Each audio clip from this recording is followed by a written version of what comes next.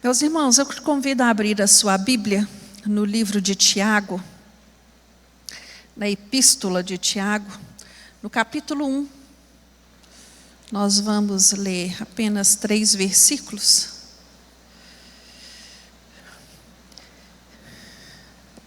Essa epístola, ela foi escrita pelo irmão de Jesus, que era um dos líderes da igreja de Jerusalém. E ele escreve esta carta aos irmãos no intuito de consolar, de confortar, de ajudá-los, na fé.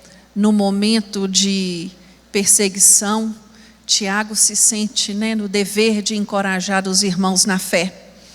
Já que um ficou de pé, para você não ficar sozinho, vou convidar todos a ficar de pé. Tiago capítulo 1, versículo 2. Meus irmãos, tende por motivo de grande alegria o passardes por provações, sabendo que a prova da vossa fé desenvolve a perseverança. Ora, a perseverança deve terminar a sua obra, para que sejais maduros e completos, não tendo falta de coisa alguma. Eu vou repetir esse versículo. Ora, a perseverança deve terminar a sua obra, para que sejais o quê, irmãos? Maduros e completos, não tendo falta de coisa alguma. Feche os seus olhos mais uma vez, apresenta a sua vida ao Senhor. Aquilo que te trouxe aqui hoje foi adorar a Deus. E o Espírito Santo de Deus já está falando com a igreja desde o início do louvor.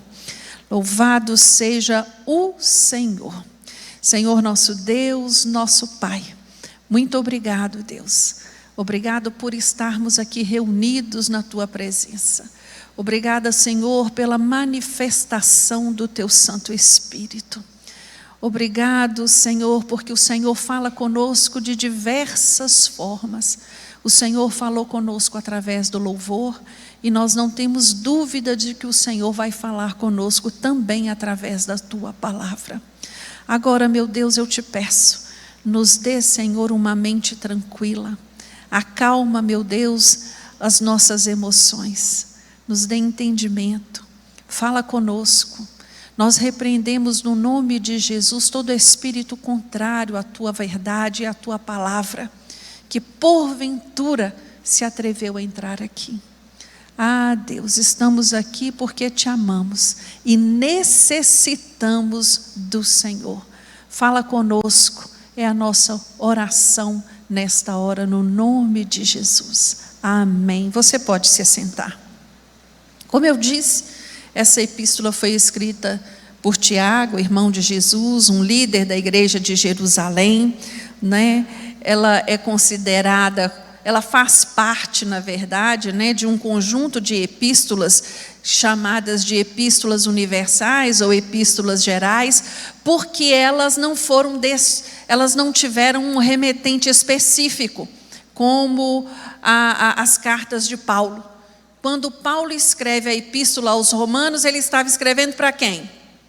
Para os cristãos de Roma, não é? Quando ele escreve a carta aos Coríntios, ele está escrevendo para quem? Para a igreja de Corinto, e assim sucessivamente. Mas as cartas de Tiago, de João, de Pedro, de Judas, não. Elas são para todos os crentes, para todas as igrejas daquele tempo, do mundo conhecido daquela época e para nós também. Tiago, ele tem uma preocupação eminente. Ele quer que os irmãos que estavam vivendo aquele tempo de perseguição, a fé deles não fosse só em palavras, mas fosse uma fé prática. A carta de Tiago é isso, ela quer motivar, promover a prática do evangelho de cruz de Jesus Cristo. Amém? Então, hoje, pensando, nesse tempo que nós estamos vivendo hoje, poucos dias para finalizar o ano, eu estava pensando, olhando para trás desse ano de 2023, quantas lutas nós vencemos, quantas provações nós passamos, quantas lutas ainda estão aí, na nossa porta, nós ainda não terminamos com elas ainda, mas quantas vitórias o Senhor nos concedeu esse ano de 2023. E pensando nisso, me veio à mente, qual o propósito das tribulações? Qual o propósito das provações na vida do crente? Vamos especificar aqui. Na vida do crente. O que eu vejo na minha análise de lidar com pessoas é que muitos de nós temos assim uma dificuldade, de responder à realidade de maneira correta. Às vezes o problema é desse tamanhozinho, mas a nossa reação é de que tamanho? Desse tamanhozão. Outras vezes o problema é verdadeiramente um problemão, mas reagimos como se fosse algo menor, de insignificância, Não percebemos a magnitude daquilo que estamos enfrentando. E Tiago, ele nesse texto que nós acabamos de ler, ele nos convida a fazer uma análise da nossa vida cristã, a olhar para a nossa vida e fazer um julgamento mesmo. Como eu tenho procedido diante das lutas, diante das dificuldades? O que elas têm gerado em mim? Porque como nós vimos aqui, a primeira coisa que ele nos diz é que nós devemos enfrentar as lutas olhando para ela com motivo de alegria. É fácil, irmãos? Ele não está dizendo assim, olha, você está sofrendo e você finge que não está sofrendo. Não é isso. Nós passamos por dores, por perdas, por sofrimentos profundos, nós choramos, mas o que ele está nos chamando, nos alertando, tentando nos mostrar é que as provações elas existem, mas elas têm uma finalidade, elas têm um propósito, elas não acontecem na nossa vida por acaso, não é algo aleatório, e mais do que isso, ele tenta nos mostrar que Deus está participando conosco destas situações. Nós não estamos sozinhos. Então, quando eu olho para esse texto, a primeira verdade que eu entendo, que eu vejo nesta passagem, é que as provações, elas são compatíveis à fé cristã. Elas são compatíveis à fé cristã. Deus nos adverte sobre as provações. Jesus nos adverte sobre as provações. Jesus nos diz que nesse mundo nós teríamos o quê? Aflições. Paulo nos adverte sobre as provações. Paulo vai nos dizer lá em Atos 14, 22, que por muitas tribulações nos é necessário para entrar no reino dos céus. Por muitas. Jó vai nos advertir também, lá no livro de Jó, no capítulo 5, Jó vai nos dizer assim: o homem nasce para a tribulação, como as faíscas voam para cima. Você pode estar se pensando assim: nossa pastora, no final do ano, que palavra é essa? Mas eu quero que você saia daqui com seu coração esperançoso e alegre, de olhar para as suas lutas e dizer assim: Jesus me ama e eu tenho sido moldado de acordo com o seu caráter, amém? Esse é um dos propósitos, né? A vida cristã, ela não é vivida numa redoma espiritual, né? Nós não estamos imunes aos problemas, nós não estamos ilesos a eles, até porque quando olhamos para a palavra do Senhor, nós entendemos que aqui nós somos peregrinos nessa terra, que a nosso lar permanente não é aqui, não é isso? Estamos aqui de passagem e que as provações que nós enfrentamos, elas visam o nosso amadurecimento espiritual, né? Então, nós temos esse entendimento. Nós não podemos nos abater de tal forma que impeça a nossa caminhada. Até porque é necessário entender que os problemas que nós passamos, as provações que nós passamos, elas procedem de 3 veículos. O primeiro, da nossa humanidade. Como humanos, nós estamos mesmo sujeitos a problemas, a lutas, às dificuldades, né, pelas nossas limitações. Segundo, pela nossa pecaminosidade. Muitos dos nossos problemas são provocados por quem? Por nós mesmos, né? Pelas nossas atitudes, pela nossa língua, pelas nossas ações. Então, nós temos que lidar com eles. E em terceiro, nós somos provados porque, enquanto cristão, nós possuímos 3 inimigos constantes: Satanás, o mundo e a carne. Nós temos que lidar e lutar contra estes inimigos diariamente. Agora, o nosso consolo é de que não estamos sozinhos nessas lutas, né? Jesus está conosco, né? E que cada uma dessas lutas, elas têm uma finalidade: glorificar o nome de Deus. Quando eu penso em Marta e Maria velando Lázaro, Lázaro era um amigo pessoal de Jesus, era um amigo próximo, e veio a falecer. Quando Jesus chega ali na casa deles, Marta e Maria estavam sofrendo terrivelmente, porque haviam perdido o único homem da família, o irmão que as amava, o irmão que cuidava delas, o irmão que protegia.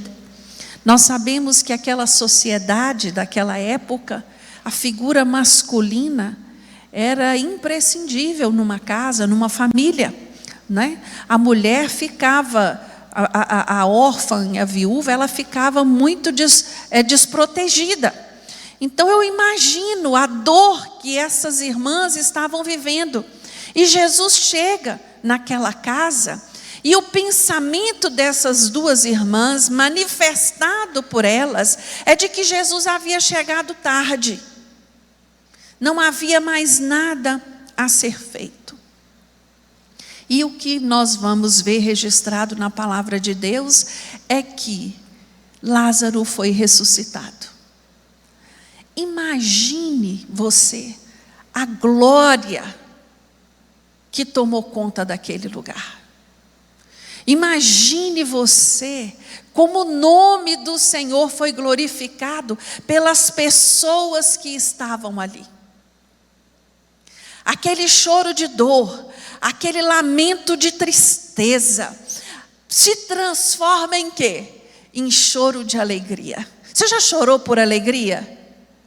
É maravilhoso. Choraram por alegria, foi transformado todo o pranto, toda a dor em gozo de alegria. Meu irmão, minha irmã, eu queria te dizer nesta noite, que o mesmo Jesus que transformou o choro de Marta e de Maria, está aqui nessa noite para transformar o seu choro. Transformar o seu choro de tristeza por gozo de alegria. Amém? Esse é Jesus. Quando Ele chega, a situação é transformada e o nome de Deus é glorificado. segunda verdade que eu vejo nesse texto de Tiago é que as provações, elas são variadas, elas são diferentes. Existem provações, existem problemas, existem lutas que são de menor intensidade e outros que são de maior intensidade. A luta de Marta e de Maria, o sofrimento de Marta e de Maria era um sofrimento de quê? De grande intensidade, porque o luto faz isso conosco, né? O luto nos faz sofrer. Hoje eu estive participando do velório da minha sogra, uma senhora de 92 anos, viveu muito, nunca enterrou um filho, nunca enterrou um neto, uma mulher que viveu os seus anos honrada pelos seus filhos.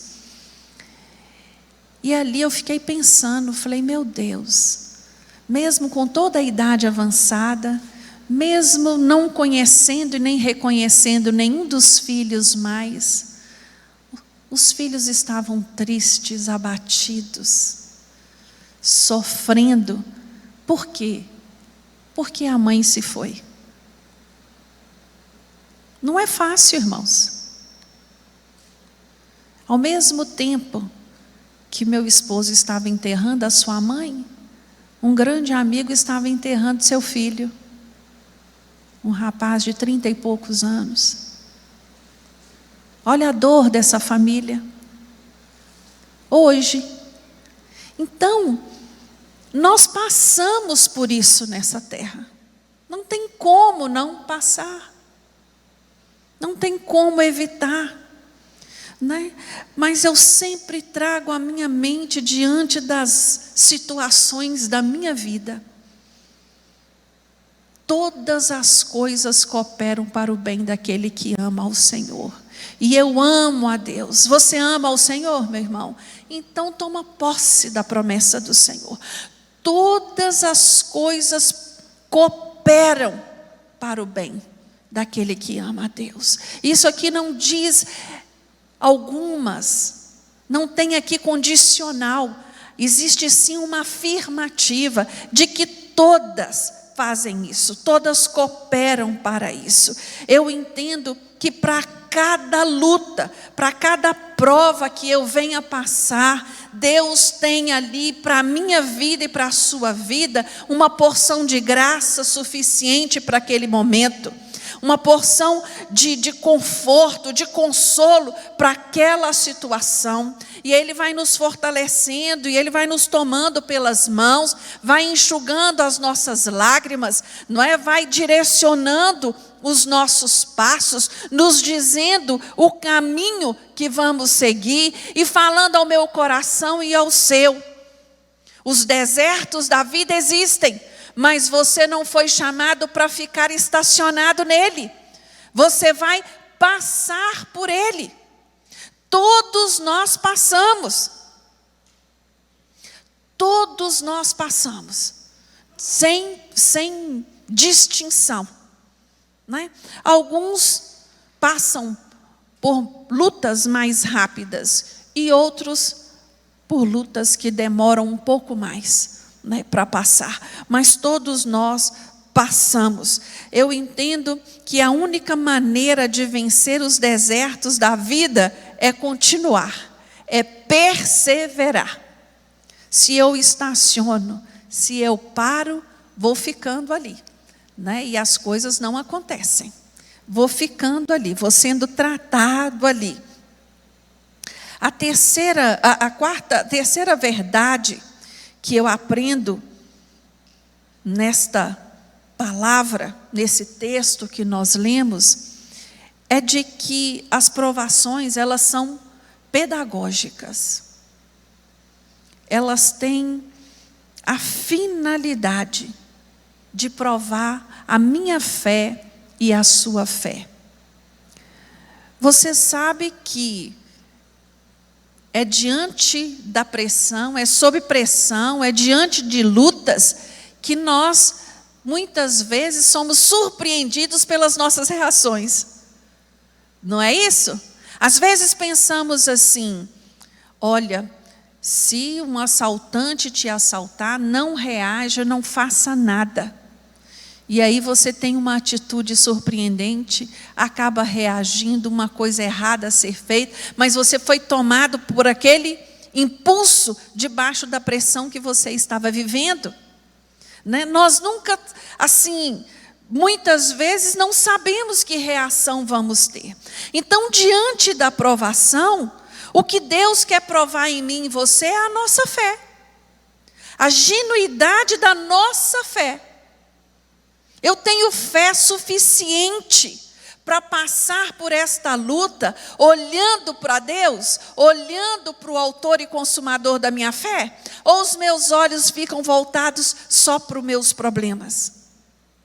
Eu tenho fé suficiente para crer que Deus é poderoso para transformar aquele problema em uma bênção na minha vida?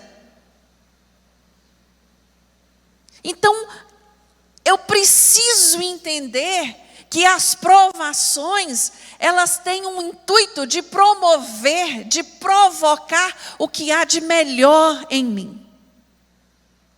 Satanás não. Satanás, quando tenta o homem, ele quer promover o quê? O pior que está em você. Agora Deus não. Deus quer extrair aquilo que nós temos de melhor.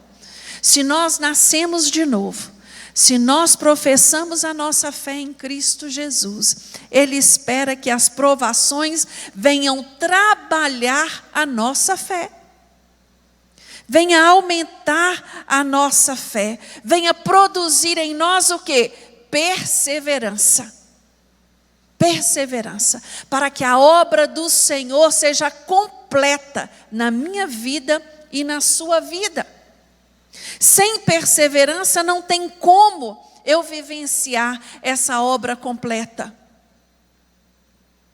É através da perseverança que nós somos levados à maturidade. A maturidade espiritual. Irmãos, cada dia mais eu tenho tomado como uma verdade para a minha vida. A maturidade não depende da idade, não depende do muito conhecimento, ela depende da atitude de querer amadurecer.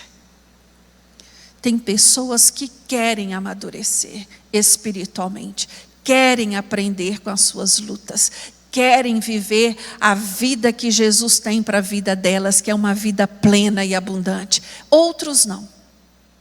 Outros insistem em ficar ali remoendo as suas lutas, remoendo as suas perdas, remoendo o seu passado e não consegue virar a página. Por isso, não vivenciam aquilo que o Senhor tem para a vida deles. Ficam esperando um milagre mágico, não um milagre espiritual, mas uma mágica que venha transformar as suas frustrações. Oh, meus irmãos, todos nós temos frustrações nessa vida. Todos nós. Agora, como eu lido com as minhas frustrações, como você lida com as suas, é que vai fazer a diferença na nossa vida espiritual, na nossa caminhada com Jesus. Nem tudo é do jeitinho que planejamos, do jeitinho que nós sonhamos, né? Quando você vê um crente maturo, a primeira característica dele é o quê? A impaciência. Ele ora uma vez, ele ora 2 vezes, na terceira vez ele fala, não vou orar mais não. Deus está muito ocupado para me ouvir, Deus não responde a minha oração. Perseverança. Perseverança. É o que nós precisamos. E as provações, elas vêm produzir isso em mim, em você. Qual é o propósito das lutas, das tribulações, das provações na vida do crente? Ensinar a mim e a você perseverar. Perseverar com Cristo Jesus. Irmãos, nós podemos enfrentar lutas, como enfrentamos. né? Nós podemos, mas nós devemos buscar sempre trazer à nossa memória o ensinamento de Tiago, nesse texto que acabamos de ler, que nós tenhamos por motivo de grande alegria passar pelas provas as quais nós passamos, que elas venham gerar em nós, né, mudança, que elas venham gerar em nós amadurecimento, que elas venham gerar em nós uma força interior que nos capacite cada vez mais nesta caminhada. Os irmãos para os quais Tiago escreve naquele tempo, no ano, provavelmente essa carta foi escrita no ano 40, entre o ano 40 e o ano 50, após o apedrejamento de Estevão. Ali começa, né, a perseguição da igreja, e aquilo vai só intensificando, e as pessoas começam a fugir para todos os lados, né, do Império Romano, para todas as cidades. Por isso ele faz uma introdução dizendo, né, as 12 tribos de Israel, que nem existiam mais, né, como reconhecidas assim como tribos naquela época mais, mas ele quer dizer o que? A todos os irmãos em Cristo que estão espalhados, que estão vivendo esse tempo difícil, que estão vivendo esta perseguição. Quando agora estamos caminhando, né, para esse período de festividade no mundo todo, né, festeja-se Natal, festeja-se Ano Novo. Eu não sei se você percebe isso, mas nem os jornais, eles mudam o foco, né? Você não ouve falar das guerras que estão acontecendo, você não ouve falar dos problemas que está aqui e acolá, político, econômico, as crises. Por quê?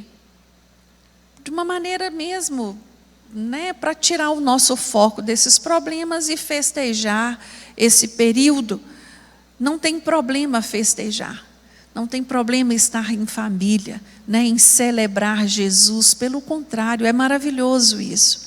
Mas nós não podemos esquecer que vivemos um tempo que precede a volta de Jesus.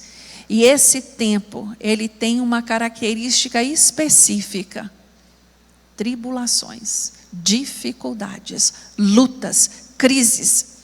Então não se deixe abater, que você possa fazer como Paulo fala lá em 1 Coríntios 4:8, né? Fui atribulado, mas não angustiado. Fiquei perplexo, mas não desanimado. Fui perseguido, mas não desamparado. Amém? Vamos ficar de pé?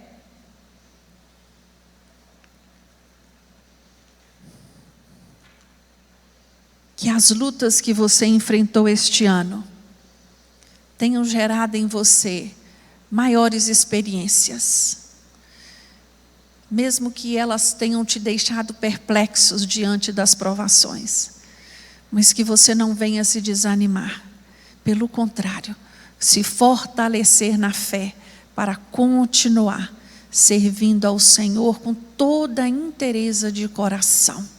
Fala com Deus, fala com Ele, agradece a Ele por cada um dos seus enfrentamentos deste ano de 2023.